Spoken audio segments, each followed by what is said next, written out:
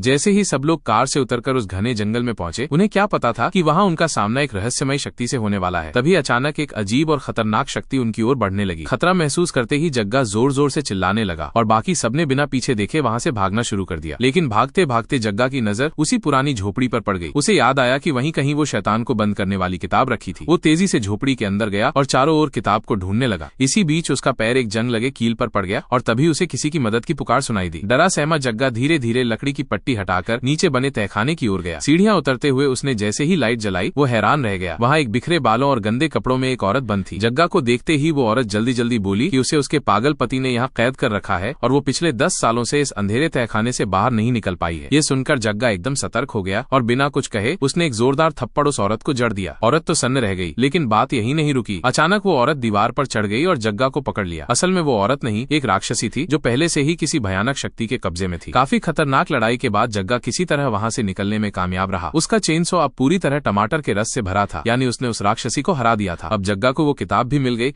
और बिना समय गंवाए उसने उसे नरक की आग में फेंक दिया। जैसे ही किताब जली, झोपड़ी में एक जोरदार धमाका हुआ। आसपास के सारे पेड़ गिर गए और जमीन समतल हो गई। लेकिन तभी जमीन से एक छोटी सी हथेली बाहर निकली। सब डर के मारे उस तरफ देखने लगे और फिर अचानक उन्हें एहसास हुआ कि उनका मरा हुआ साथी फिर से जिंदा हो गया है। और इस तरह वो छोटा सा कस्बा एक बार फिर शांति और सुकून से भर गया।